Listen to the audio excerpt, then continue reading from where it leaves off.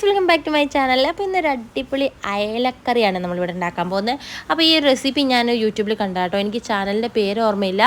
അപ്പോൾ എന്തായാലും ഞാനൊന്ന് ട്രൈ ചെയ്ത് നോക്കാം. തനി കോട്ടയം സ്റ്റൈൽ മീൻകറി കേട്ടോ. നമ്മൾ ഓരോ ജില്ലക്കാരുടെ ഓരോ ടേസ്റ്റ് നമ്മൾ അറിയണ്ടേ. അപ്പോൾ ഇന്ന് ഞാൻ ഉണ്ടാക്കാൻ പോകുന്നത് നമ്മുടെ കോട്ടയം സ്റ്റൈലുകാരുടെ അടിപൊളി അയലക്കറിയായിട്ട് ഉണ്ടാക്കാൻ പോകുന്നത്. അപ്പോൾ ആദ്യം തന്നെ നമ്മൾ കുടമ്പുളി വെള്ളത്തിലിട്ട് നന്നായി വെട്ടി തിളപ്പിക്കുന്നുണ്ട്. അതിനുശേഷം ഉള്ളി, പച്ചമുളക്, ഇഞ്ചി, വെളുത്തുള്ളി, തക്കാളി എന്നിവ കട്ട് ചെയ്ത് വയ്ക്കുക. തക്കാളി നമ്മുടെ മിക്സിയുടെ ജാറിൽ നന്നായി പേസ്റ്റ് രൂപത്തിൽ അടിച്ചെടുക്കുന്നുണ്ട് കേട്ടോ. അതിനുശേഷം ഒരു ചട്ടി അടുപ്പത്ത് വെച്ചിട്ട് കുറച്ച് വെളിച്ചെണ്ണ ഒഴിക്കുക. അതിലേക്ക് കടുകും ഉലുവയും ഇട്ടിട്ട് നന്നായി പൊട്ടിച്ച് സ്ലോ ആക്കി വയ്ക്കുന്നത് നന്നായിരിക്കും കേട്ടോ, അല്ലെങ്കിൽ പെട്ടെന്ന് അത് കരിഞ്ഞു പോകാൻ ചാൻസ് ഉണ്ട്. അപ്പോൾ നമ്മൾ കടുകൊക്കെ ഒന്ന് പൊട്ടി വന്നതിന് ശേഷം നമ്മൾ ഇഞ്ചിയും വെളുത്തുള്ളിയുടെ കട്ട് ചെയ്ത് വെച്ചിട്ട് കൊടുക്കുക കേട്ടോ. പേസ്റ്റ് ഉണ്ടെങ്കിൽ അതും ചെയ്യാം. എൻ്റെ അടുത്ത് ഇഞ്ചി വെളുത്തുള്ളീൻ്റെ പേസ്റ്റ് ഉണ്ടായിരുന്നില്ല, അതുകൊണ്ട് ഞങ്ങൾക്ക് ചെറുതായി കട്ട് ചെയ്ത് വെച്ചതാണ് കേട്ടോ. അത് നന്നായി ഒന്ന് വഴന്ന് വന്ന് ആ പച്ചമണം ഒന്ന് മാറി നല്ലൊരു സ്മെല്ല് വരുന്നവരെ നമ്മൾ നന്നായിട്ടൊന്നും വഴറ്റി കൊടുക്കണം കേട്ടോ.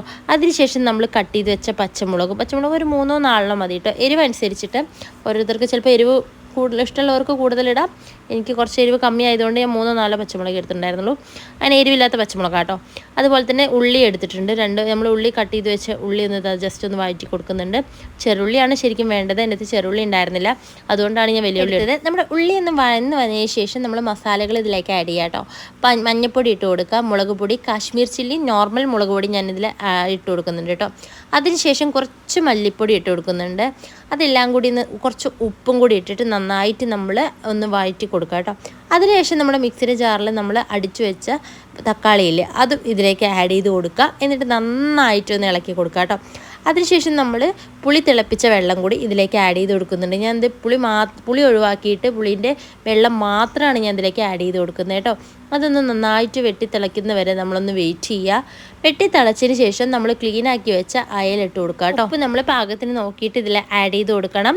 ആദ്യം നമ്മൾ ഉള്ളി വഴറ്റുമ്പോൾ ഇട്ട കുറച്ച് ഉപ്പ് കൂടി ആയിട്ടുണ്ടായിരുന്നുള്ളൂ. അതിനുശേഷം നമ്മൾ അയലിട്ടതിന് ശേഷം കുറച്ച് ഉപ്പ് കൂടി ആഡ് ചെയ്ത് കൊടുക്കുന്നുണ്ട് കേട്ടോ.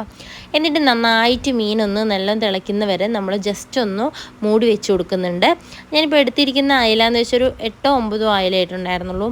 ചെറിയ കുഞ്ഞ് അയലയാണ്, അതുകൊണ്ടാണ് ഞാൻ കട്ട് ചെയ്യാത്ത അതേ പടിക്കിട്ട് കൊടുത്തത്. ഇനി നന്നായിട്ടൊന്ന് തിളച്ച് വരുന്ന വരെ നമ്മൾ വെയിറ്റ് ചെയ്യണം കേട്ടോ. കണ്ടോ, ഇപ്പോൾ ഒന്ന് സെറ്റായി വന്നിട്ടുണ്ട്. നല്ല സ്മെല്ലും ഒക്കെ ഉണ്ടായിരുന്നു കേട്ടോ. നമ്മൾ കറി വാങ്ങുന്നതിന് തൊട്ട് മുൻപായിട്ട് നമ്മൾ കുറച്ച് കറിവേപ്പില വിതറി കൊടുക്കുന്നുണ്ട്. കുറച്ച് പച്ച വെളിച്ചെണ്ണ കൂടെ ആഡ് ചെയ്ത് കൊടുക്കുക. എൻ്റെ പൊന്നോ, ഒരു രക്ഷയില്ല കേട്ടോ. അടിപൊളിയാണ്. ചപ്പാത്തിക്കോ പൊറോട്ടയ്ക്കോ നമ്മുടെ ചോറിനൊക്കെ കഴിക്കാൻ പറ്റിയ ഒരു അടിപൊളി റെസിപ്പി. എല്ലാവരൊന്ന് ഒറ്റ പ്രാവശ്യം ട്രൈ ചെയ്ത് നോക്കണം കേട്ടോ. നല്ല ടേസ്റ്റാണ്. അപ്പോൾ അത്രയൊക്കെ ഉള്ളൂ. നമുക്ക് നെക്സ്റ്റ് വീഡിയോസ് കാണാം. ബൈ.